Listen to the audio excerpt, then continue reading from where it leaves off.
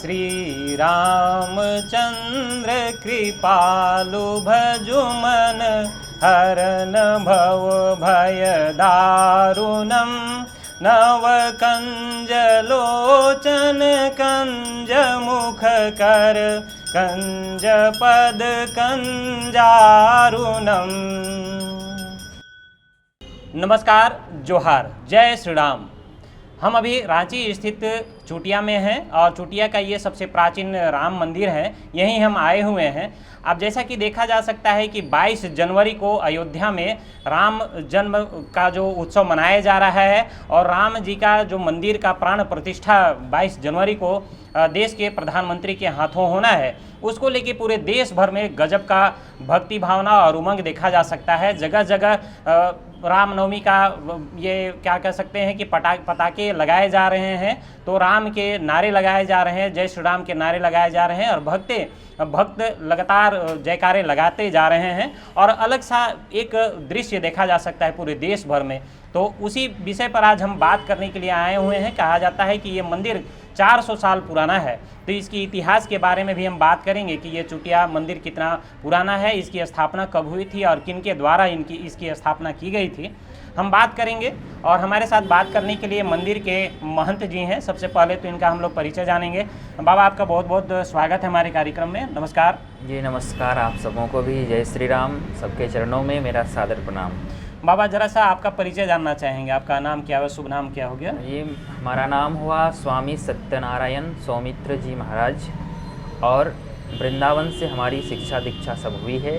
हम इसी मंदिर के शिष्य हैं और इन्हीं की जो गुरु परंपरा चल रही है, इन्हीं गुरु परंपरा में हमारा भी नाम आता है। हम भी यहीं के शिष्य हैं और यहीं के उत्तराधिकारी भी हैं और भगवान के सेवक जो भी हैं। बिल्कुल।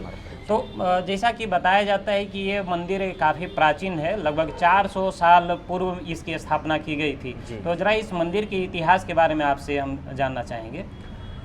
देखिए, ये सर्वविदित है कि हमारा ये जो छोटा नागपुर प्रदेश है, छोटा नागपुर प्रदेश की अति प्राचीनतम राजधानियों में जो हमारा चुटिया नगरी है, ये भी अति प्राचीन जो हमारे राजा थे रघुनाथ सहदेव या फिर उनके जो पूर्वज थे, उन सबों की ये राजधानी रही है चुटिया एक समय में।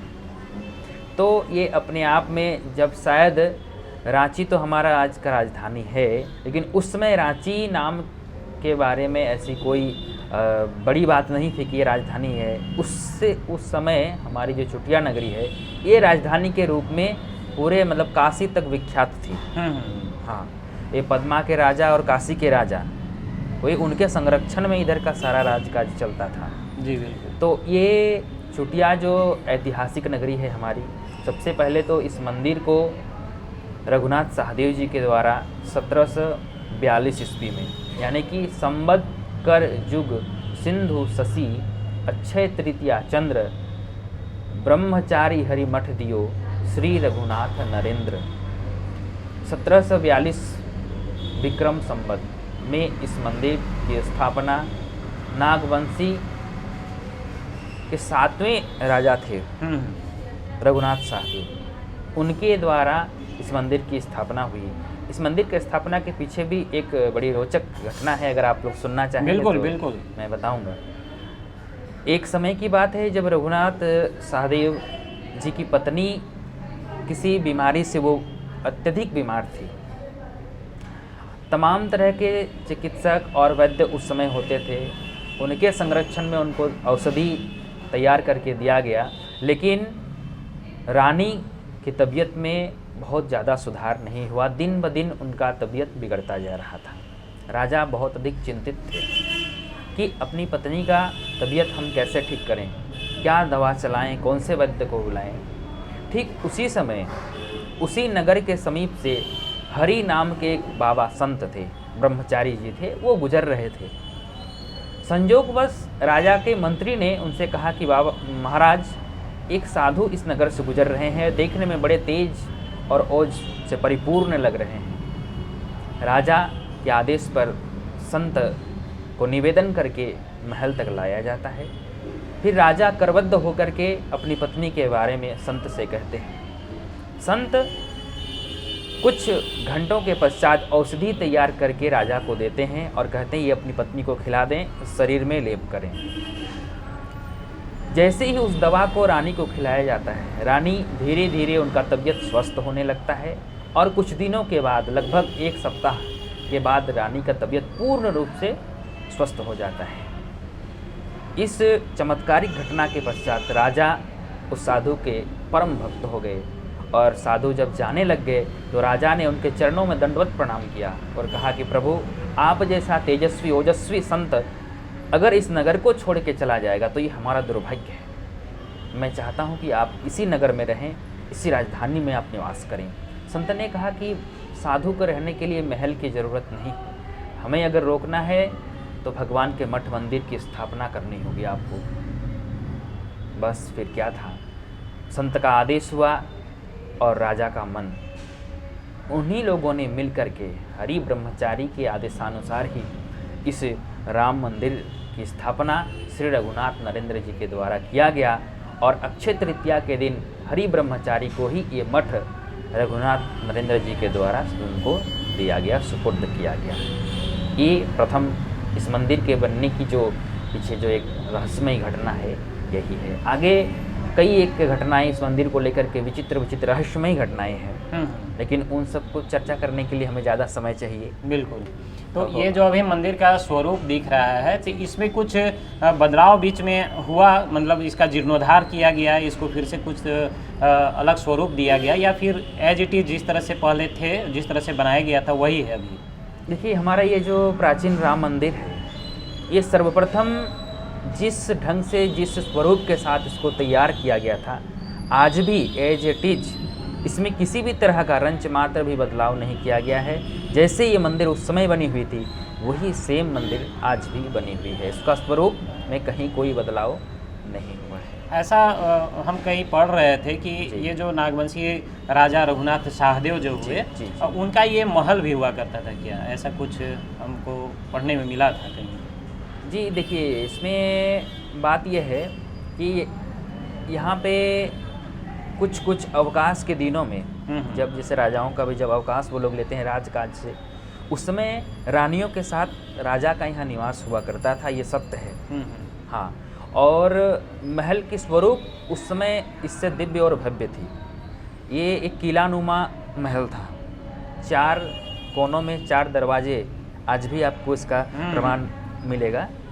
तो उस समय मतलब चारों ओर से इसको सुरक्षा बनाने के लिए ऐसा व्यवस्था किया गया था। और यहीं पे एक कुंड भी पीछे में है हमारा। तो रानियाँ जब भी मंदिर में पूजन करने के लिए आती थीं तो यहाँ कुछ दिन निवास करती थी, रहती थीं और उसी कुंड से जल लेकर के पूजन करती थीं। तो इस प्रकार आप कह सकते हैं कि राजा का महल भी एक तरह से यहाँ पर विद्यमान था। और हम बात करें मंदिर में भगवान के स्वरूप के बारे में, तो ये श्री राम का किस तरह का ये मूर्ति बना हुआ है, किस पत्थर के बने हुए हैं, और फिर उनका स्वरूप किस तरह से है? श्री राम जी, सीता जी, लक्ष्मण जी, इन तीनों के आपको स्वरूप मिलेंगे। और ये राजस्थान के उच्च कोटि के जो मार्बल आते हैं वहीं से इनको बना करके लाया गया है। तो ये श्वेत जो संगमरमर होता है उसी से बनाए गए हैं। यहाँ के ठाकुर जी बड़े ही तेज और ओज से परिपूर्ण लगते हैं। इनका स्वरूप विख्यात है रांची में, कम से कम बाहर के लोग भले ही न देखे हों। और ये मतलब जिसमें राजा जिसमें बने थे वो भगवान श्री रामचंद्र जी, उसी समय का स्वरूप यहाँ पर डाला गया है। तीर धनुष के साथ, चांदी का तीर, चांदी का धनुष है, मुकुट है चांदी का। इस स्वरूप में राम जी, श्री मैया सीता जी और लक्ष्मण जी तीनों का स्वरूप यहाँ पर विद्यमान है। और उसके साथ राधा कृष्ण जी का भी स्वरूप, यहाँ पर उनकी भी पूजा होती है। तो खुद रघुनाथ सहदेव जी इस मंदिर का स्थापना तो किए ही थे जी। प्रभु श्री राम का भी मूर्ति का स्थापना वही किए थे खुद से। प्रभु, इसमें एक रोचक बात है, प्रभु श्री राम, सीता मैया और लक्ष्मण जी की मूर्ति की स्थापना मंदिर बनने के कुछ वर्षों के बाद हुई है। अच्छा अच्छा। उससे पूर्व राधा और कृष्ण जी की प्रतिमा यहाँ पर थी और राधा कृष्ण की पूजन होती थी। उसके कुछ वर्षों के बाद यहाँ पर राम जी, सीता जी और लक्ष्मण जी का मूर्ति बसाया गया है। अच्छा जी। अब हम बात करेंगे जिस तरह से अयोध्या में राम मंदिर का प्राण प्रतिष्ठा होना है, जी। तो उसमें उसको लेके देश भर में अलग अलग तरह से उमंग मनाया जा रहा है। तो चुटिया चूँकि रांची नहीं पूरे झारखंड का सबसे ऐतिहासिक मंदिर है, 400 साल पुराना ये मंदिर है, तो यहाँ कुछ विशेष आयोजन उस दिन कराया जा रहा है क्या?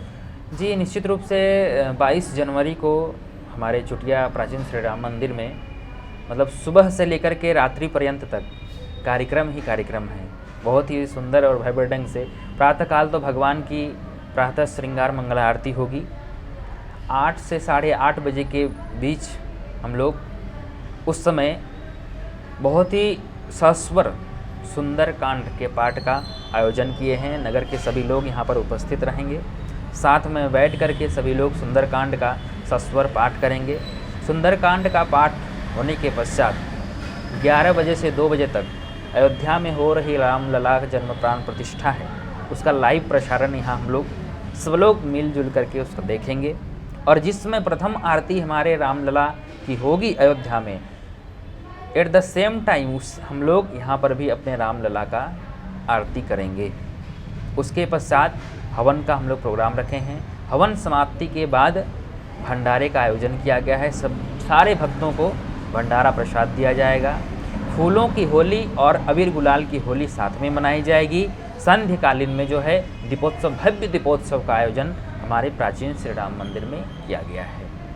हर जगह तो केवल दिवाली की बात चल रही है, मैं एक नई बात बताऊं, लेकिन हमारे राम मंदिर में दिवाली के साथ साथ हम लोग होली का भी आयोजन किए हैं इस राम मंदिर में इस बार। एक और घटना का हम जिक्र करना चाहेंगे कि आप सभी लोग चैतन्य महाप्रभु के बारे में सुने होंगे।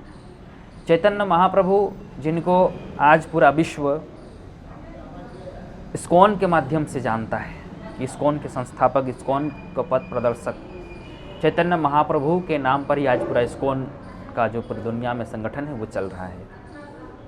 जब वो पुरी से वृंदावन गमन कर रहे थे, वो भी भगवान के अंशावतार माने गए हैं। एक रात्रि का विश्राम राम मंदिर में किए थे। ये भी हम सबों के लिए अति गौरव का विषय है, गर्व का विषय है।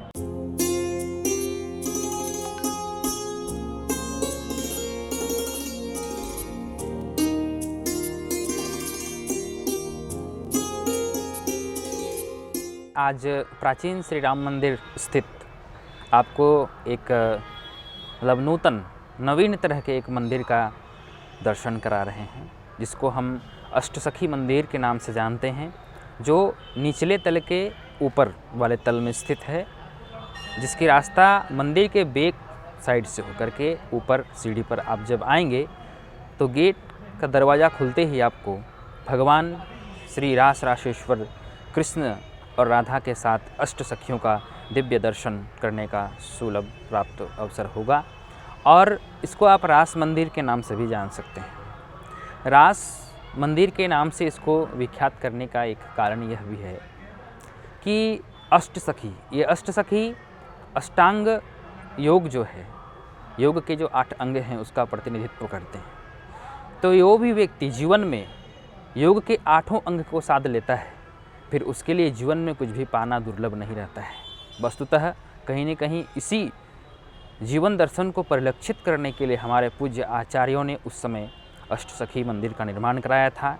दूसरा कारण यह भी हो सकता है कि रास यानी कि आत्मा और परमात्मा का मिलन, ये वस्तु जैसे हम एक लौकिक दृष्टिकोण से जो समझते हैं कि रास का मतलब शरीर का मिलन, ऐसा बिल्कुल भी नहीं है। रास का मतलब ही है जो रस में डूबा हो। रस में क्या? भगवत रस में डूबा हुआ।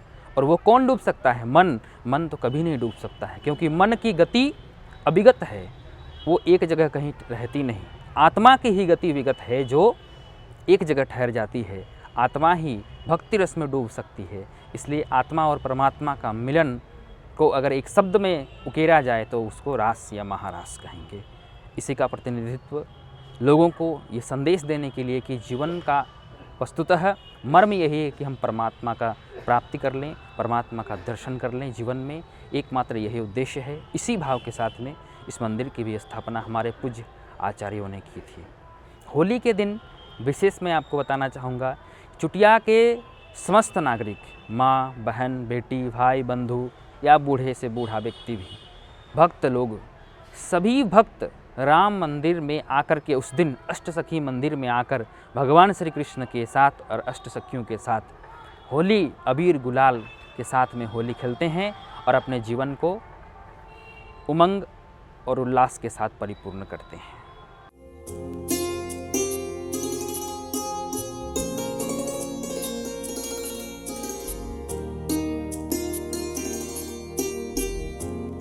तो आपने देखा कि ये चोटिया का जो ऐतिहासिक राम मंदिर है, इसके इतिहास के बारे में महंत के साथ हम लोग ये बात कर रहे थे और इन्होंने बड़ा रोचक तरीके से इसके इतिहास के बारे में जानकारी दी और इन्होंने स्थापना काल से लेकर अभी तक क्या क्या मंदिर के में बदलाव आया और किस तरह से भगवान की यहाँ पूजा की जाती है। और 22 जनवरी को ऐतिहासिक जब राम मंदिर प्राण प्रतिष्ठा हो रहे हैं तो उस समय यहाँ किस तरह से आयोजन किया जाएगा, क्या क्या इन लोगों का पूरे कार्यक्रम है, पूरे सुबह से लेके पर्यंत शाम तक ये कार्यक्रम चलता रहेगा, इसके बारे में विस्तार से इन्होंने मुझे जानकारी दी। तो बाबा, आप प्रभात खबर से जुड़े और आपने इतनी अच्छी जानकारी दी पूरे मंदिर के बारे में, इसके लिए आपका बहुत बहुत धन्यवाद। बिल्कुल, आप सबों को भी बहुत बहुत धन्यवाद, पूरे प्रभात खबर पूरी टीम को धन्यवाद। प्रभातखबर.com, विश्वास वही, रफ्तार नहीं।